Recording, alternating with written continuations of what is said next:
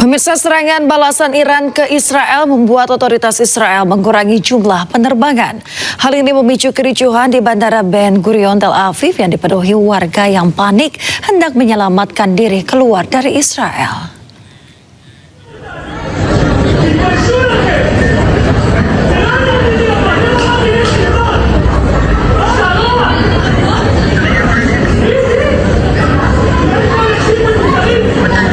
Ketegangan terjadi di Bandara Ben Gurion saat warga Israel hendak menyelamatkan diri menggunakan pesawat terbang. Gerai check-in ditutup pihak bandara sehingga membuat banyak penumpang terlantar dan marah. Suasana juga memanas akibat perselisihan antara polisi dan penumpang yang frustasi. Penerbangan keluar Israel mengalami pengurangan setelah adanya pembatasan penerbangan secara mendadak akibat serangan Iran. Sebelumnya, setiap penerbangan menampung 200 penumpang, namun mendadak dibatasi menjadi 50 orang saja. Hal ini pun menimbulkan kebingungan dan kekacauan di terminal Bandara Ben Gurion Tel Aviv.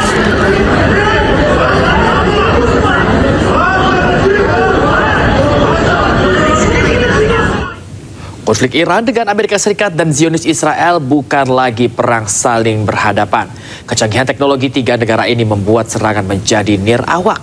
Tidak lagi menggunakan pesawat tempur, serangan ketiga negara menggunakan pesawat nirawak atau drone.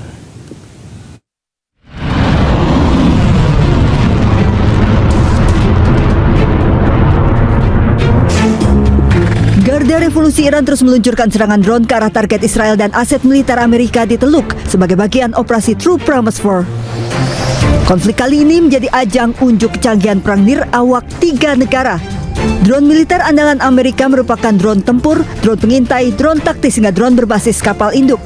Sayangnya drone-drone andalan Amerika ini merupakan drone berbiaya fantastis. Untuk drone tempur MQ-9 Reaper misalnya, biaya per unit 300 miliar hingga 600 miliar rupiah. Sementara drone pengintai Northrop Grumman bernilai lebih dari 3 triliun rupiah per unit. Nilai drone tersebut belum termasuk biaya operasionalnya sekitar 53 juta rupiah per jam. Sementara militer Israel IDF lebih mengandalkan drone pertahanan dengan kecanggihan untuk mendukung operasi militernya. Drone yang menjadi andalan IDF salah satunya drone buatan Elbit System Hermes 900 yang bisa terbang non-stop hingga 36 jam. Harga produksinya 280 hingga 460 miliar rupiah, belum termasuk biaya operasional sekitar 130 juta rupiah per jam. Berbeda dengan Amerika dan Israel yang menggunakan drone dengan nilai fantastis, Iran yang puluhan tahun diembargo justru berhasil mengembangkan drone murah dan punya akurasi tinggi. Salah satu drone andalan Iran, Shahid 136, drone kamikaze Iran ini merupakan drone tempur disebut-sebut sebagai senjata AK-47 udara. Drone ini sulit dideteksi radar, efisien, dirancang sekali pakai, meledak saat mengenai target.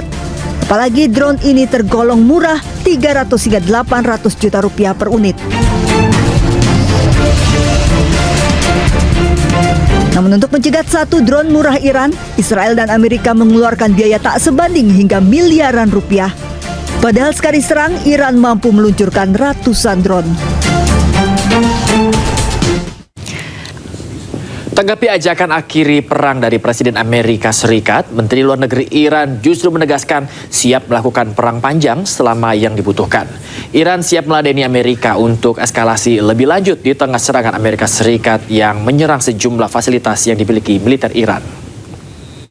Yes, they have attacked many of our facilities. They have attacked our nuclear facilities, but they couldn't destroy our nuclear program because it is a technology advanced and developed by ourselves. They have also attacked our missile facilities, but they have not been able to stop firing missiles against themselves.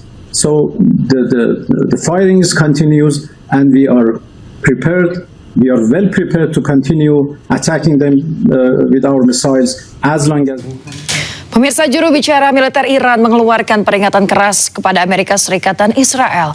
Pihaknya menyatakan jika perang berlanjut bisa mendorong harga minyak di atas $200 Amerika Serikat per barel.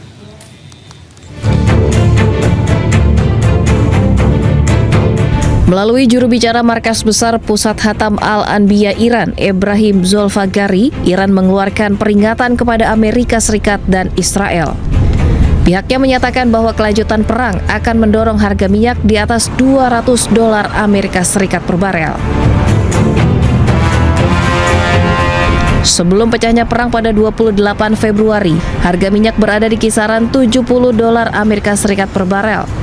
Namun harga telah melonjak tajam sejak perang dimulai dengan harga 1 barel mencapai $120 Amerika Serikat dalam perdagangan Senin pagi.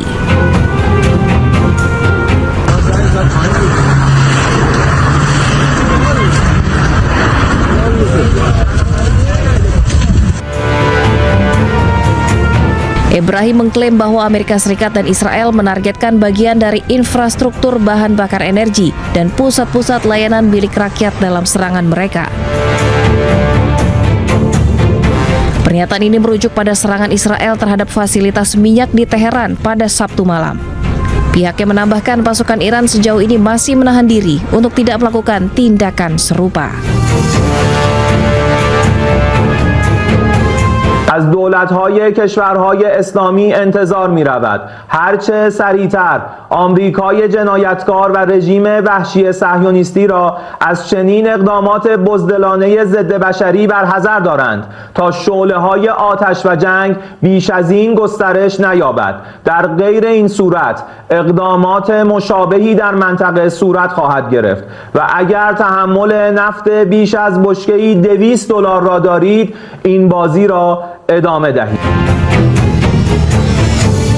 Sebelumnya, akibat ledakan di kompleks penyimpanan bahan bakar yang digunakan oleh Angkatan Bersenjata Iran, membuat jalanan di sekitar Teheran juga ikut terbakar, hingga membuat warga panik.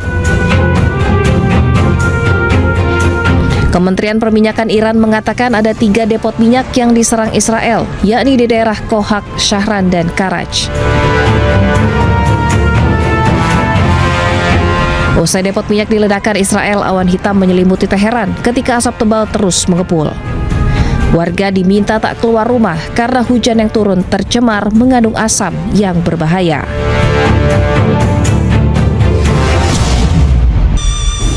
Garda Revolusi Islam Iran merilis rekaman peluncuran gelombang rudal ke-31 sebagai bagian dari operasi True Promise 4. Saling balas serangan Amerika Serikat dan Zionis Israel dan juga Iran hingga kini masih terjadi setelah perang dimulai pada akhir Februari lalu.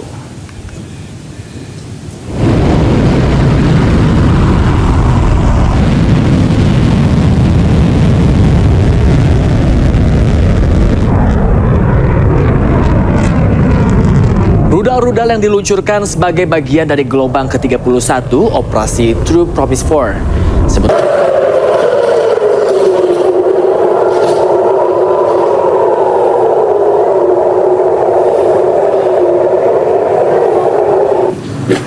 Sirine dan ledakan terdengar di Tel Aviv ketika Teheran melanjutkan serangan balasan di tengah operasi Amerika Serikat Zionis Israel yang sedang berlangsung. Sirine serangan udara Israel berbunyi di seluruh distrik pusat kota saat peluncuran rudal terdeteksi. Petugas tanggap darurat telah mendesak warga untuk mengikuti perintah berlindung di tempat selama peringatan tersebut. Menurut laporan, 11 orang tewas dalam serangan pesawat tak berawak dan rudal Iran sejak awal konflik pada 28 Februari lalu.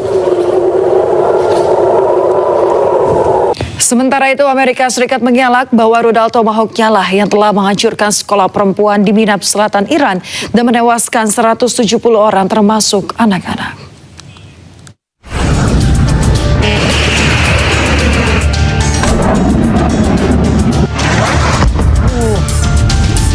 Serangan rudal Tomahawk menghancurkan sebuah sekolah perempuan di Iran. Pihak Amerika Serikat dinilai sebagai pihak yang paling bertanggung jawab atas serangan ini. Dalam sebuah konferensi pers, Presiden Amerika Serikat Donald Trump menyatakan bahwa Amerika tengah menyelidiki serangan tersebut.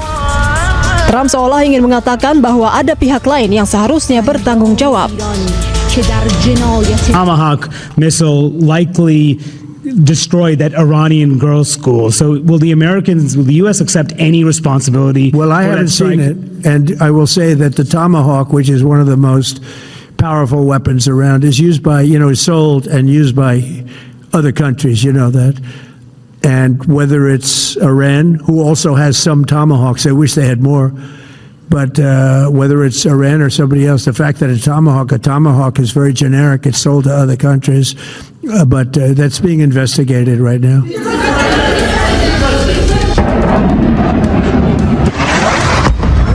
Rekaman kamera memperlihatkan saat rudal Tomahawk menghantam sekolah dasar perempuan di Minab, Selatan Iran pada Sabtu 28 Februari lalu. Rudal Tomahawk merupakan rudal yang kerap digunakan Amerika Serikat.